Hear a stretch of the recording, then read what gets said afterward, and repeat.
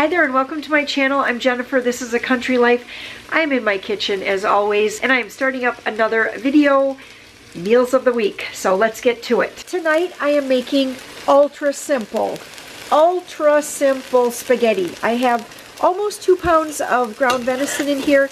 I put a little bit of olive oil down. I put in about a cup of chopped onions, and this here, the seasoning is about 1.5 to 2 teaspoons-ish of just a garlic and herb seasoning that I love the smell of, and so I added that to it. I'm just cooking up the meat, and this is what I'm putting in. Kroger marinara pasta sauce. Picked this up when they had it 97 or 99 cents a jar. I'm just going to add all of that right to the meat when it's cooked. Cook up some Dollar Tree, probably $1.25 tree when I bought these, spaghetti pasta, and that is going to be supper along with a salad. I'm going to make salad and or maybe even some cauliflower.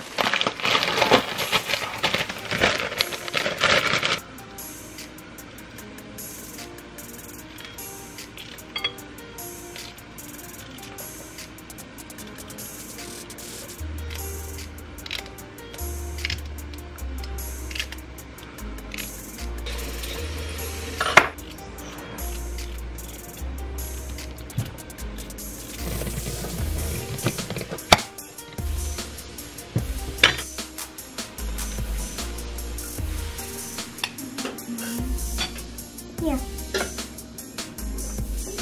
No. I'm in there. Here's spaghetti. Can you do spaghetti? No sauce. And then there's cauliflower back here. Are you going to have cauliflower? No. Not today. I have a really easy supper going down for tonight. It's tater tot casserole. I can literally make this with my eyes closed.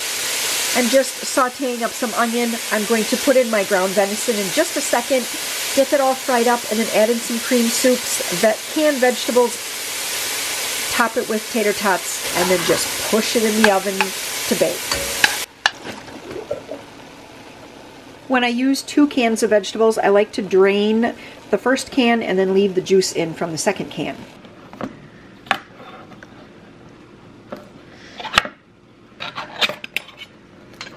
As I stir in these ingredients, I just want to talk to you about memorizing recipes.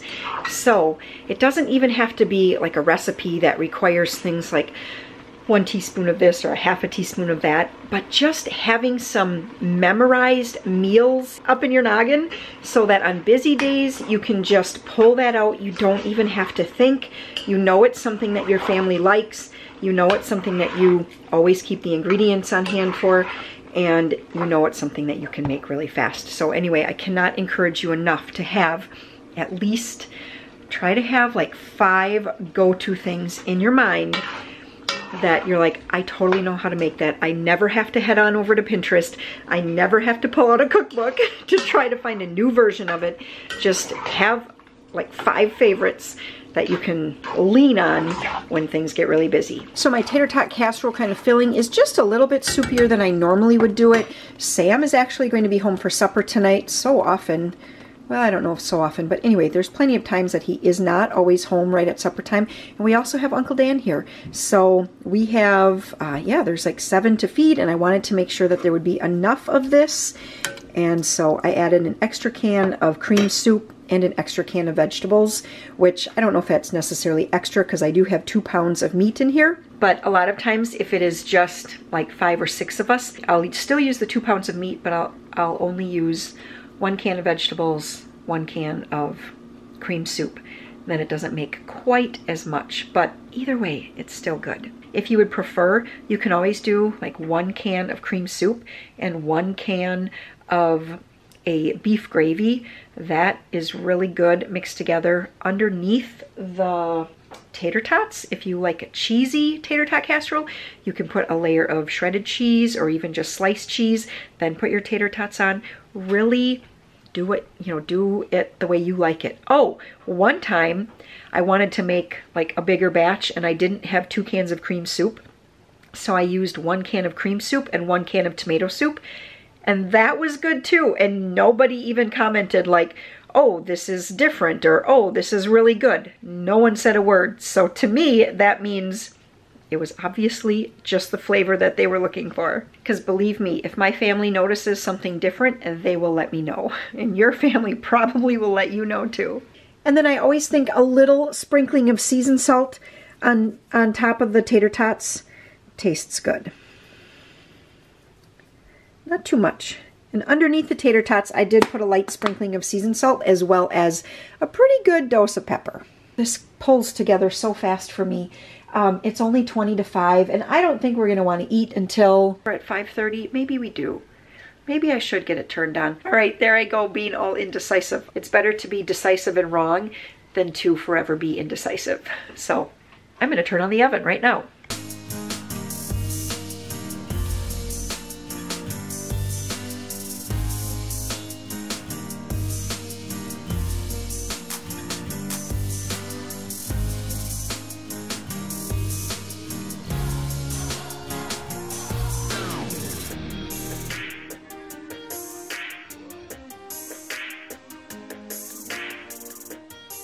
I'm back for another night of supper, and tonight we're having, well, we're gonna have some bacon with supper, and that's why you hear that. I always think I should start this filming before I get things sizzling on the stove and competing for my, competing for sound or whatever, but I didn't. For supper tonight, what we're doing is we're having barbecue, which lots of people call them sloppy joes, and I had a container in the freezer from last time I made them, and I'm just warming it up. Actually, I was just kind of warming it up in the microwave, and then we're gonna get that warming on the stove the rest of the way. We also have some leftovers from the weekend.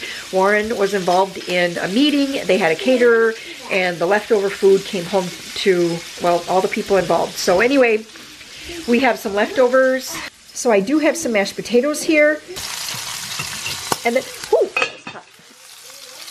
and then I also have some gravy over there that I'm going to get warming up. And here's the bacon, because I'm making something new tonight, and that is going to be bacon, onion, green beans. I just removed the bacon here to a bowl, and it just is going to wait here for a second. And then over here, I did put in some onion, some diced onion into the bacon grease. And in just a second, I'm also going to add in some garlic. I put in 1 teaspoon of minced garlic, and then not quite a whole stick of butter. I know that sounds like a lot of butter, but yeah, we just want a lot of good flavor on these. So right in here with the onions, and now as that melts, I'm going to add 3 cans of green beans that I've drained very well. And I'm also going to add the bacon back in, so that all of the beans get coated in the butter. And I think I'm going to add some pepper. I'm pretty sure I will not need any salt with this, but I'm thinking I'm going to need pepper. Do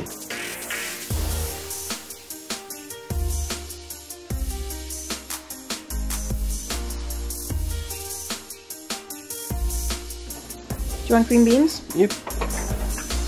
Like that, or do you want more? More? Yeah. Put a little gravy on for you. Look at that.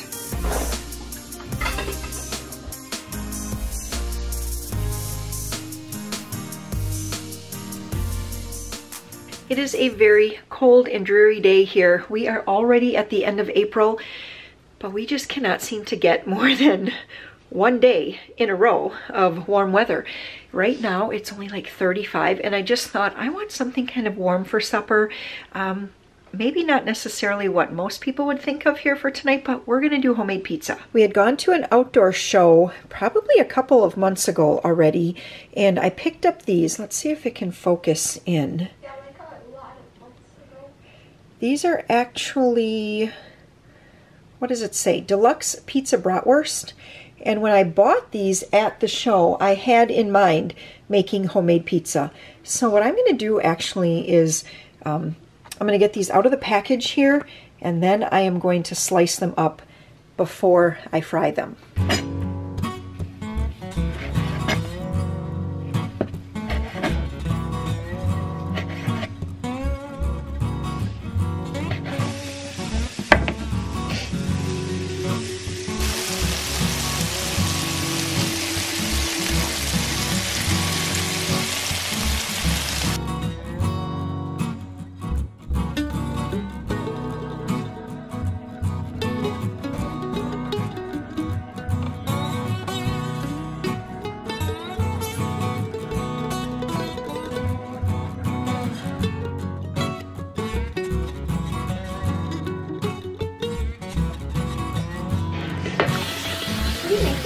I am going to be making some sheet pan pizzas tonight.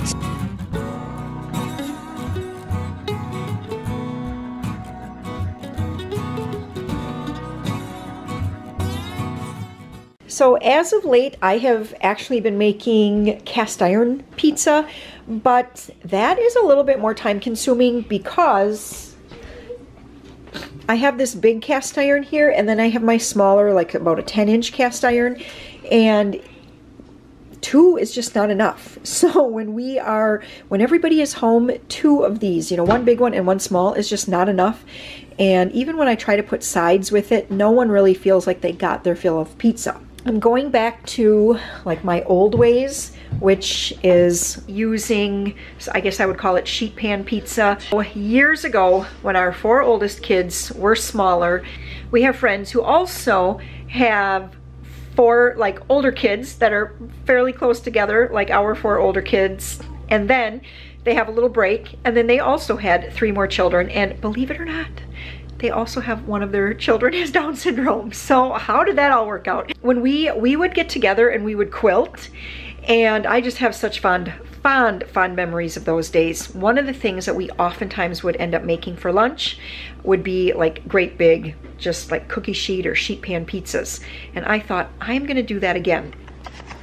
The only change that I'm making from how I used to do it is I didn't put down cornmeal, but I've been doing the cornmeal in the cast iron, and it just adds a nice like layer of crunch. And maybe I'm overthinking it, but I kind of think what happens is that when I put the pizza dough down, it's like not totally touching the metal pan. It's kind of up a little bit, and you almost get like maybe a little better heat flow through. I don't know if that's the truth. That's what I'm telling myself. But anyway, I thought I'm going to try it on here as well because it's worked really, really well in the cast iron. So over here, I have my yeast, water, and sugar mixture going. And I think that is ready. I just kind of like to go through and stir in that yeast a little bit, make sure all the pockets are dissolved. And then I'm going to add in flour and salt. Now I'm actually doubling this recipe here.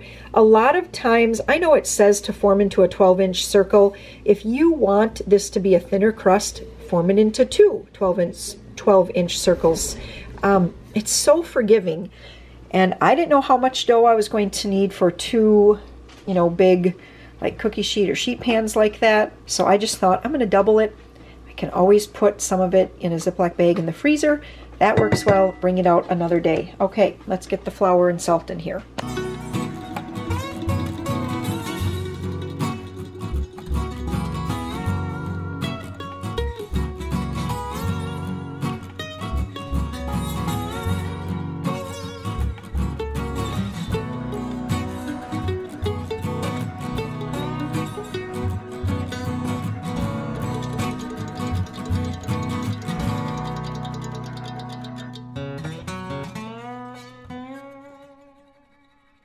Well, it appears that I made plenty of dough. This is way too much.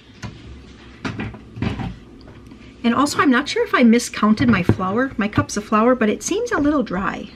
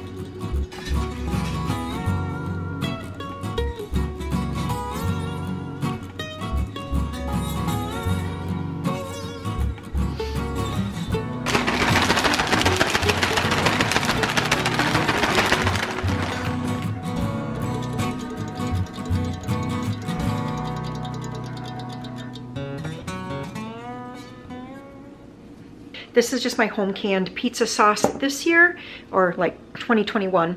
I used the recipe that is from Becky's channel, Acre Homestead.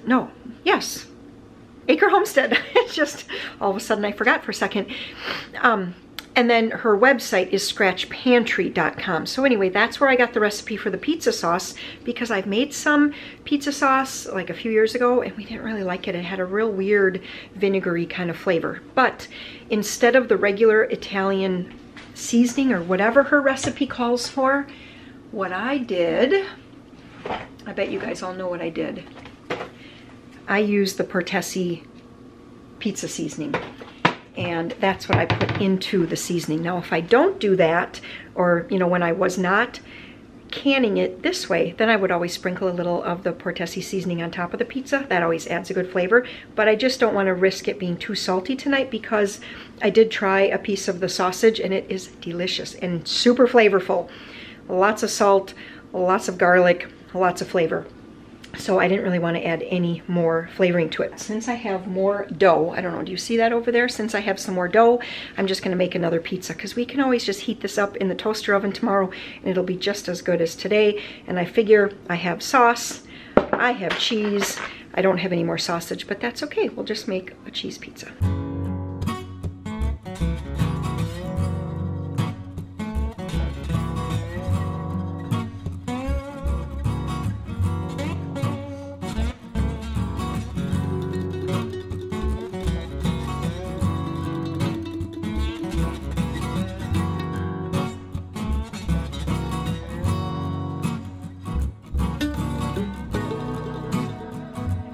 Oh my goodness, these smell amazing. And let me just show you the bottom. Can you see the bottom? Let's see if we can show that to you. Look at how crispy and crunchy that bottom of the pizza crust is. And you can tell it's done. It kind of shrinks. See how it was all the way to the edge and now it has kind of shrunk up. Anyway, I put this in at, what, honey? It's not funny. It's like, ting. Were you watching Dude Perfect? It was funny? It's like, okay. Okay, just a sec. So I set my oven to 425 degrees. I put the rack in the bottom rack position and I baked this for 15 minutes. And that's it. They turned out perfectly. I cannot stress enough, putting your pizza, if you like a crunchy crust and you don't want the top to get too over brown, because homemade pizza sometimes will get a little over brown, definitely put your rack to the bottom. So I am so looking forward to eating these. I already put in another pizza and then I have this one. I kind of ran out of cheese. I suppose I could try to maybe get some cheese over there from over here. There you go. That looks pretty good, huh? And when that one gets done, we'll put this one. Whoops, I better set the timer. 15 minutes.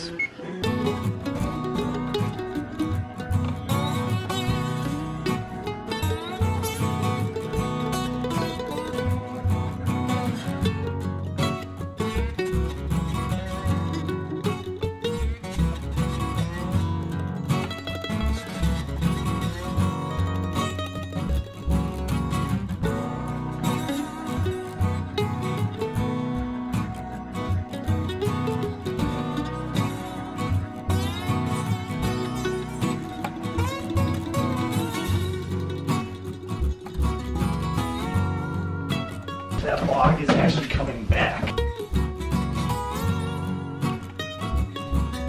So when I show you our supper meals, it's always very, very real life supper.